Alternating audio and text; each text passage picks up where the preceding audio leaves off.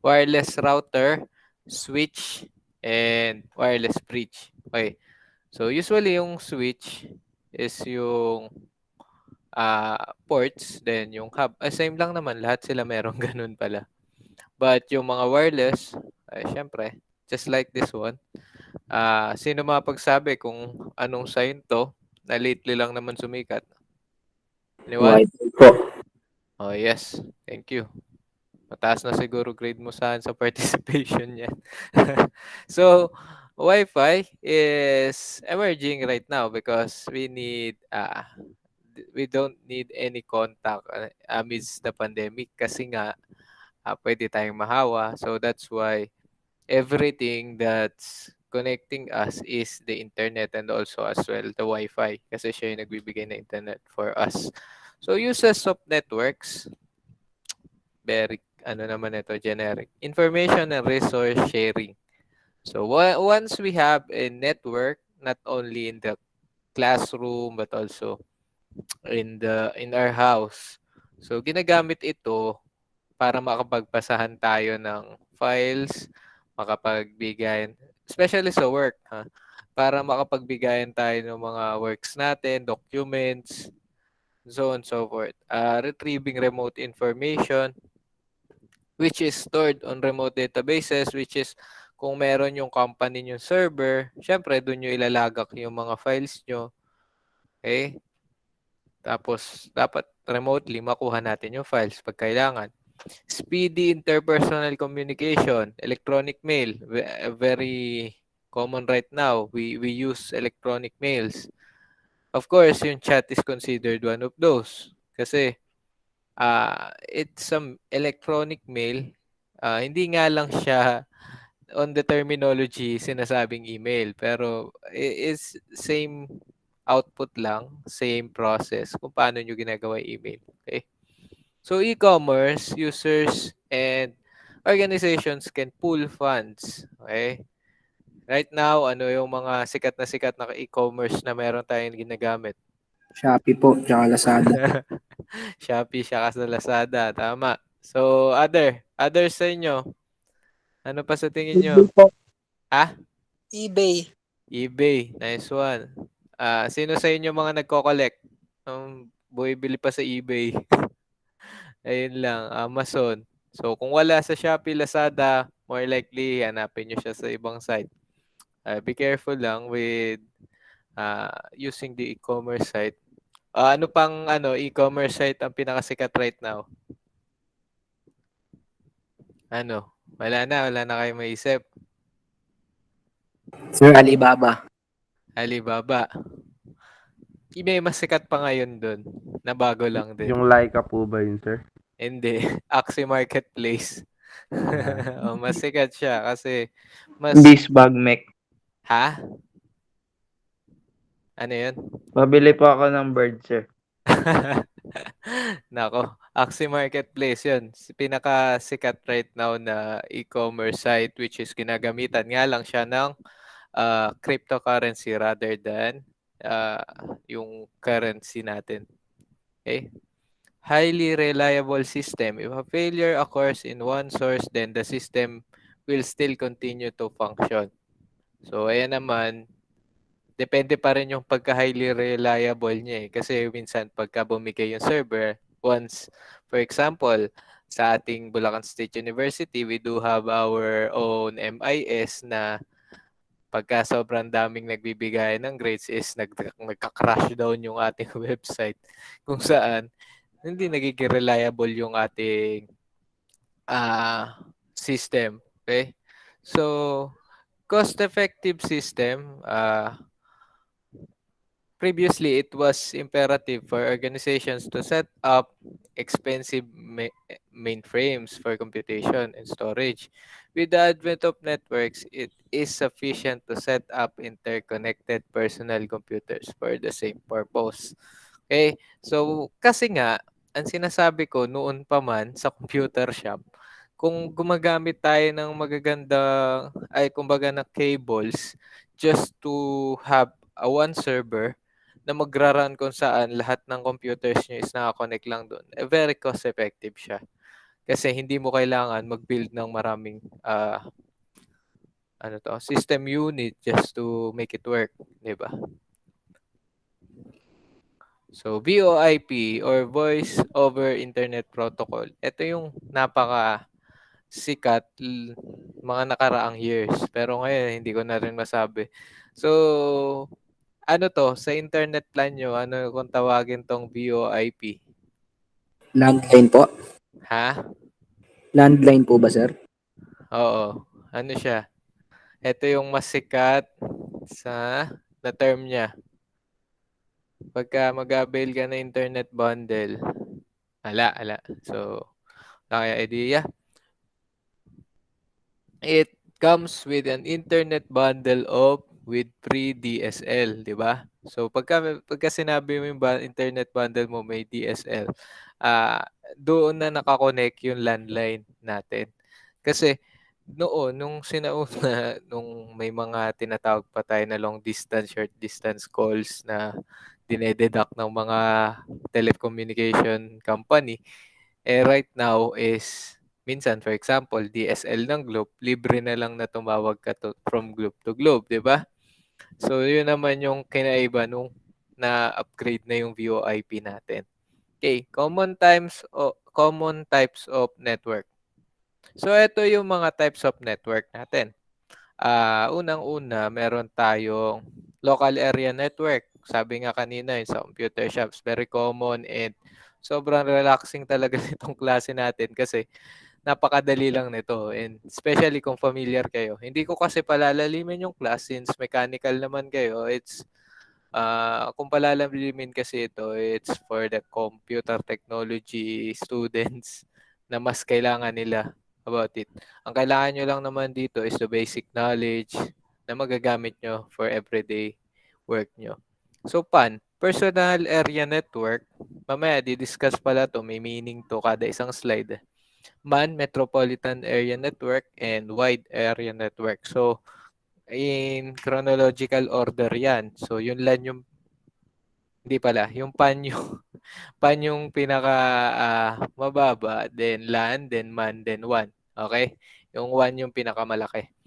So, local area network is used for connecting two or more personal computers through a communication medium such as twisted pair, coaxial cable, etc. Okay? Doon na sinasabi yung mga topologies ng wiring. Also, ito rin yung less costly kasi once na bumigay naman yung ating RJ45 is madali lang palitan, di ba? The data is transferred at an extremely faster rate in local area network. Bakit? Kasi nga wired siya. So kung mapapansin nyo minsan, yung packet wifi nyo is nagkakaroon ng packet loss na bumabagal pagka naglalaro kayo ng mga games dahil kumbaga nasisira yung frequency niya kasi nga ano lang siya wireless connection. Okay? Unlike direct talaga pag wired yung connection mo. Basta tama yung wire na kinakabit mo. Local area network provides higher security. Siyempre, hindi siya prone to hack. Like, pagka nagbo-Bluetooth ka, pwede kang pasahan ng kung ano-ano, di ba? Personal area network. Ito naman pinakamadali. Ikaw mismo mayroon kang personal area network. Yung laptop mo, yung PC mo, yung cellphone mo, pwede maging personal area network such as makakokonect mo yung Bluetooth mo, yung mga wires mo. Okay, yung personal hotspot mo, yun yung pinakasikat ngayon or latest na innovation sa PAN. Diba? So, Thomas Zimmerman was the first research scientist. So, tandaan nyo na lang to for your examinations. Personal area network covers an area of 30 feet. Okay? So, pagka lumagpas ka doon, mapapansin mo kung naka-hotspot ka ng sa iyong kaibigan, syempre, mapuputol yun. No? So, parang wifi lang din. Types of personal area network, wired personal area network. Ayan, yung mga headsets natin, yung mga mics natin is considered yung mouse, considered personal area network na wired.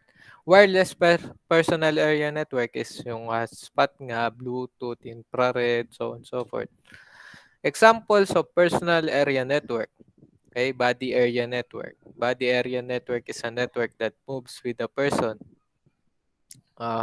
Yun yung sinasabi ko kanina.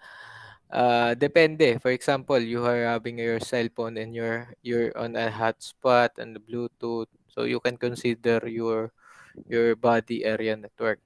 Okay?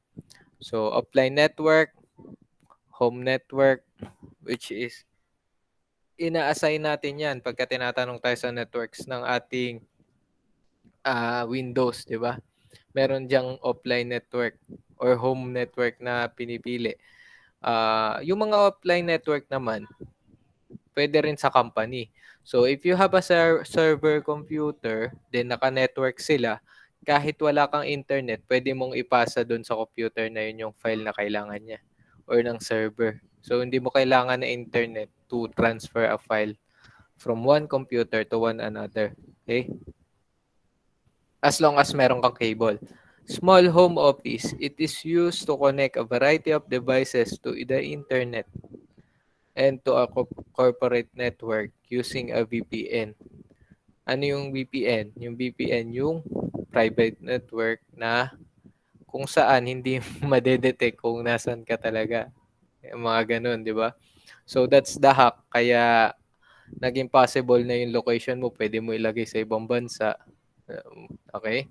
Which actually destroyed some features of applications to locate you, GPS, and also the most popular Pokemon Go dati na nilalaro dahil kailangan mong pumunta on specific site, but dahil nagkaroon ng VPN tragedy, kahit saan pwede na humuli ng Pokemon yung tao kahit naka-VPN na lang. So, yan. Metropolitan Area Network is a network that covers a larger geographic area. They're connecting different land to form a larger network. So pagka sinabi nating Metropolitan Area Network is nakakonect lang sila lahat. Mostly companies to and nasa isang buong building. Okay? Tapos nakakonect lang sila sa mga hub. Depende sa type nung networking na ginawa doon sa company na yon. So hopefully familiar kayo para pagka ano bang type yung network ng ating company, may masasagot kayo. Metropolitan type network, okay? Metropolitan area network. So, WAN is a wide area network. Ano mga samples ng WAN? Okay? I'll give you para mas maintindihan nyo. WAN is just like a internet. Internet is the biggest example ng WAN. Okay? Kasi bakit? Lahat tayo is naka-specific na server lamang sa lahat ng nasa loob na internet. Diba, dinadial natin yung www. Yung HTTPS ng World Wide Web, which is the internet. So, lahat tayo nakakonect lang sa various servers. Okay? Kaya hindi rin bumibigay yung internet basta-basta. Also, dapat WAN na rin yung ginagamit ng bulso kasi various sobrang bigger network ang kailangan niya. Diba? Maraming students, faculty, administration ang gagamit ng bulso system. So it's considered the one. Yung mga bangko, lahat, for example, Metrobank, bakit nagiging possible na sa buong Pilipinas merong ATM na nawi-withdrawan yung mga banks? Kasi naka-wide area network sila. Bakit sila nagwa-wide area network kung may internet? Kasi nga, pagka may separate wide area network ka, it's private. Para sa bangko, kung gagamit sila ng area network ng internet, ma-hack yung mga assets nila, hindi ba? Kaya sila nagpo-provide ng sarili nilang system. Okay? So, network topologies. Number 4. Bilis lang tayo, hanggang 6 lang yun eh. So, types of topology. Mesh topology, star topology, bus topology, ring topology, and hybrid topology. Okay? So, in a mesh topology, each device is connected to every other device on the network through a dedicated point-to-point link. When we say dedicated, it means that link carries data for the two connected devices only. So mapapansin nyo, yung mga wires niya is interconnected with each other para pagka may bumigay dyan, at least meron pa silang other path na pagbibigyan ng network. Okay? So, ano ang goods and bad niyan? Advantage, no data traffic issues kasi nga two eh. Meron ka pang ibang lusot kung sakaling yung data transfer mo. Okay? Mesh topology is reliable and robust as failure of one link doesn't affect the other links kasi meron pang other way. Same lang din yung concept. Mesh topology is secured. Yung ganitong topology is secured. Bakit? Kasi point to point lang siya. Yung unauthorized na mga tao with this topology, hindi nila ma-access. Okay, so depende sa permissions yan. Fault detection is easy. So, ang disadvantages niyan, sobrang common naman. Makikita mo rin sa itsura ng drawing. Pag mesh siya, napakadaming wire mo kailangan gamitin just to have a network of all of this computer. Okay, since each device needs to be connected with each other. Okay, scalability issues because a device cannot be connected with large number of devices with a dedicated point-to-point link. Kasi nga, apakadami nun na connected. So, dapat for mabubuhol siya pag sobrang wide scale. So, naiintindihan nyo, yung wiring na to magiging spaghetti, kumbaga. So, yun yung tinatawag naman na spaghetti wiring. Kung may mga kilala kayo nagkakabit ng LAN, nahihirapan na kasi iba-iba na yung magkakakonekta. So, this is the very simple topology, star topology. Each device in the network is connected to a central device called hub. Okay?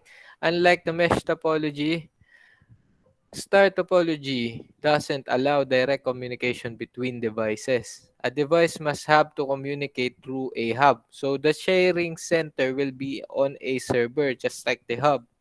For example, yung data niya, bilalagay niya dito, server, then kukuha siya doon din. Walang makakapagbigay sa kanya on other computers. Dito lang yung central server niya sa hub. Okay? So, less expensive yun kasi one port lang kada isa. May port ka for your computer, may port ka for the hub. Easier to install. So, makikita mo naman, it's so simple. Less amount of cables, robust and fails. Easy fault detection because the link can be easily identified kasi most probably kaka-problem lang siya on the hub. Okay? So, very simple lang yung discussion natin and common. Tandaan nyo na lang yung mga advantages and disadvantages. Okay? If hub goes down, everything goes down. Of course, just like Bulsu na sinasabi ko, if the server goes down, lahat tayo hindi makagamit ng portal. Di ba? Maski yung teacher, hindi makagamit, maka-encode. So, yung nagpapanik na estudyante, akala hindi lang in-encode ng teacher, pero lahat tayo hindi makagamit. Okay? Hub requires more resources and regular maintenance because it is a central system of star topology. Yun ang hindi natin alam kung lagi silang nagme-maintenance, di ba?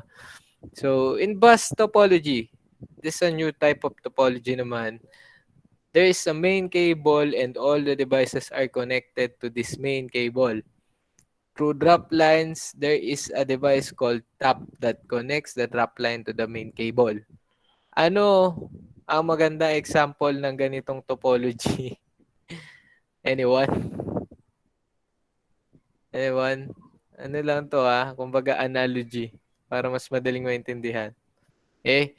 So, maganda example nito is isipin nyo, itong cable na to is just like a Meralco cable. Then lahat sila nag-jumper. Okay? Ganon yung bus topology which is itatap mo lang dun sa main line. So, para din sa internet. Mag-i-slide down sila ng fiber wire.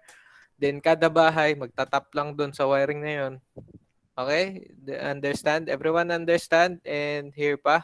Please raise your hand. Yes po. Okay. Yan. Raise your hand, others, para alam ko na nakikinig pa kayong lahat. Yeah, thank you very much. So, ano ang advantage and disadvantage ng bus topology? Easy installation. Siyempre, kahit kailan pwede mo ikabit. Kahit kailan pwede mong i-detach. Parang ano lang yun siya sa star. Kasi madali ring i-attach and detach doon sa mismong hub, 'di ba? Ito nga lang, wire-based siya pag bus. Kasi pagka yung ano, hindi siya wire-based, hub-based siya pagka nagka-problema. Dito, usually, pagka lahat kayo naputol, yung wire niyo may problema. Okay, kasi naka-line lang siya eh. Less cables required than mesh and star. So, ibig sabihin, mas tipid ka sa cable dito. Kasi itatap mo lang kung malapit lang yung kailangan mo ipag-tap, mas konti yung kailangan mong i-provide. Difficulty in fault detection. Kasi hindi mo nga alam, sabi ko sa inyo, pag naputol yung isa dito sa linya na to, hindi mo alam kung sa kanila yung naputol. Not scalable as there is a limit of how many nodes you can connect with a backbone cable. Bakit? Anong ibig sabihin nun? Yung backbone cable, kahit saan naman magbigay ka ng isang cable na diretso. Kaya nga ang isang extension, meron lang 3 slots, 5 slot, 6 na slot kasi hindi niya kayang i-load up lahat yun ng isang buo. Okay? Kundi mag-overload yung wiring. Ganun din sa ganyan, sa networking. In ring topology, each device is connected with 2 devices on either side. So madali to. Maganda rin to for a company kasi meron siyang flow. Point-to-point link siya. This structure forms a ring that thus it is known as ring topology. So paikot lang. For example, nandito si boss mo, kailangan ibigay sa manager, sa supervisor, and sa designer, hanggang sa maintenance, nagagawa, so on and so forth. So, ano rin yung inyong leadership hierarchy, kumbaga. Easy to install. Managing is easier as to add or remove device from the topology. Only 2 links are required to be changed, 'di ba? Kasi nga interconnected siya ng isang way lang. Hindi siya yung labo-labo. A link failure can fail the entire network as the signal will not travel forward due to the failure. Ano ibig sabihin nun? So, sakali ginagamit natin to sa company, let's say, si boss nagbigay kay manager, naputol yung wire ni manager, hindi naaabot dun sa mga tauhan sa baba. Then, mahahanap mo na yung failure, pero more likely magkaroon ng problem dun sa workflow nyo. Data traffic issues since all the data is circulating on a ring. So, maski saan yan, maski sa internet mo, kung ang iyong cable is simultaneously used from a server, talagang babagal yan kasi unti-unti yan yung nasa dulo, nahihirapan ng kumuha. Di ba? So, yun, yung mga problems niya. And lastly, hybrid topology. Lastly nga ba ito? Wait. Lastly, hybrid topology. A combination of 2 or more topology is known as hybrid. So, kahit naman sa ang term, pagka sinabi mong hybrid, pwede nyo gamitin yan sa thesis nyo kung gagawa kayo ng makabagong pinagsamang kahit ano. Ganun yung hybrid. Ano yung maganda examples ng hybrid? Anyone? Okay, sige, bibigyan ko kayo ng sample, baka makaisip kayo. Ang maganda example ng hybrid is Facebook. Okay? Hybrid social media tawag dyan. Biruin mo, nandun na yung Y8, nandun na yung Friendster, nandun na yung Yahoo Messenger, nandyan na yung Instagram, nandyan na yung and so on, so forth. Lahat, nandyan na. So, it's called an hybrid. So, kahit saan, pagka pinagsama mo yung one thing to another thing na magkaiba, then it will be called hybrid. So, para mas maintindihan nyo yung term. Hybrid topology is, ayan, from star, and kinabit mo yung ring. Ay, wait. Right. The star topology which you have a hub. Then, kinabit mo siya sa isang ring ng isang line para dun sa hub, which is eto may permission, then sila mga tauhan lang din na siguro administration, kaya may direct. sila, access dun sa server. Okay? So, kaya ginagamit yung networking na ganun. Sana naiintindihan nyo. No? For example, ito yung mga workers, ito admin. Siyempre, magdadirect na sila dun. Okay? So, network media, number 4. Coaxial cable uses a single conductor in the middle of a cable. Saan to madalas makita? Para matandaan nyo. Saan madalas makita ang coaxial cable? Anyone? Wala, hindi nyo pa to nasubukan ni Kabet? Sir, sa antena, sir? Ayan, tama. Sa antena. Ano pa? Sa TV Plus, sir. Tama, sa TV Plus. Saan pa? Signal po. Oh, yan, sa signal. Yan sa mga, usually, pagka kukuha ka talaga ng television frequency, yan ang ginagamit na cable. Okay? So, unshielded twisted pair. Ito yung mga cables pang network na UTP cabling. Hindi na siya masyadong ginagamit or just for devices na actually hindi ko ito nakitang ginamit pa ng personal. Pero kayo ba, meron ba kayong known na ginamit itong unshielded twisted pair? Actually, ito yung binubuksan din na RJ eh. Pero depende sa coupling kung anong wire yung paglalagyan niya. Okay?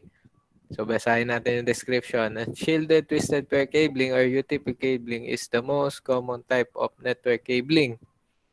So, with a number of twists per foot, encased on one sheet, UTP cabling is graded accordingly to the category. So, nandyan din yung pagkagagawan mo na siya nung lalagyan, which is pang LAN.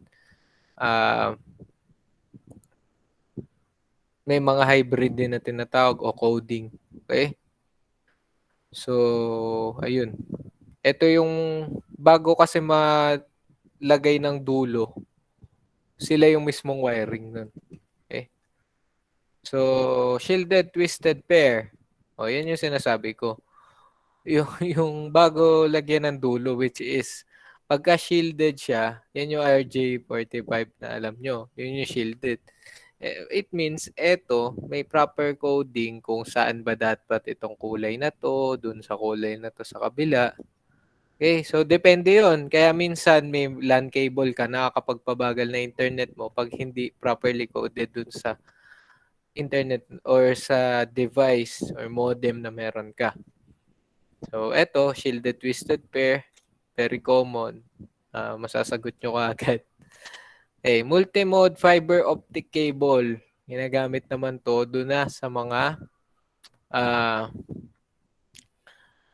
kable. Pero right now, baka hindi na to ginagamit kasi matagal na to, mga 1980s, 1990s pang type ng cable. Okay.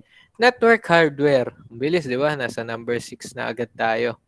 So, network cables, ito nga yun, sinasabi natin kanina na ginagamit on telephone, internet. Okay, so sila yun, RJ45 connector. Is category 5 cable. So, ganun. As shown in the image below. So, lahat naman siguro familiar na sa inyo. Then, move on tayo dito naman sa router. Kasi dahil sobrang gamitin nga natin to in times of pandemic, of course, kahit yung walang internet sa inyo dati, nagpakabit na internet. Kaya familiar na kayo with the router. Okay? So, router din, ito yung nagbibigay ng local area network. Also, pwede mong kabitan ng LAN cable. Pero pwede rin naman maging wireless finder na local area network nga lang. So, router sample, pwede repeater, pwedeng hub, pwedeng switch. So, a repeater receives a signal and regenerates it before retransmitting. So, generate ng repeater yung signal na binigay or command na binigay mo. A hub is a multi-port naman. Repeater, several input of ports. That input and any port is available for every other port. Okay? So, most likely, ganyan yung ginagamit natin right now. A switch receives data from a port uses packet switching to resolve the destination device and then forwards the data to the particular destination rather than broadcasting it as a hub. Kasi yung sa switch naman, eto, binibigay niya, pang bahay to. So yung hub is, for example, magpapalitan pa tayo ng data. Okay? And repeater, more likely, ginagamit sa mga companies. Okay? So, network interface, cards, and IC is a component of the computer to connect it to a network. Okay? Yan yung part ng iyong motherboard na pinagkakabitan ng shielded RJ45 mo. Okay? So, yun yung part na yun. NIC.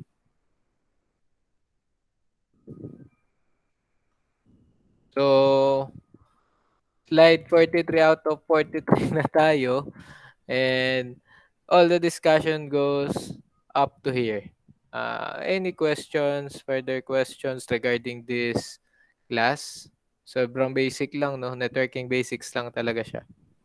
Meron ba kayong katanungan? Meron ba akong naipaliwanag na hindi malinaw? Please tell me. If you don't have many questions, please raise your hand. Bilis Bin Laden. Sino pa? John Red, Romeo, Nico J, Ibrahim, Carl Justin. Ganun ba ako kagaling mag-discuss? Naintindihan nyo agad? sobrang bilis naman. So hopefully, yung mga recorded discussions na ginawa ko kanina, maintindihan nyo rin ng time para mas masagutan nyo yung mga upcoming activities natin. Okay, puro discuss muna ako. Para pagka nagka-problem tayo, ay madali. Review muna tayo, then tsaka tayo mag-exam. Okay? Para mas sure ball na papasa at mataas ang grade. Ano pa? Yung mga uma-absent na hindi nakakapag-review ng recording, hindi nakakapagbasa, mahihirapan kayo makapasa on the subject. Kahit pasagot ka ng sagot dun sa ating mga activities. So hopefully, lahat kayo i-review nyo to kasi more on theoretical talaga yung klase. Hindi katulad ng technical. So maybe by the second part after the midterms, mas maging technical na ako on the discussions. Punta na tayong Photoshop, Premiere, and other editing softwares. So, yun lamang. Thank you very much sa lahat kung okay na. And wala nang tanong. Yun lang. Stay safe. And see you next week. We will be having a class next week since makeup class yun dahil wala tayo last 2 weeks. Okay? So, if you don't have any further questions, thank you very much and see you next week. Thank you po, sir. Thank you po, sir. Thank you po, sir. Sir. Thank you po. Sir.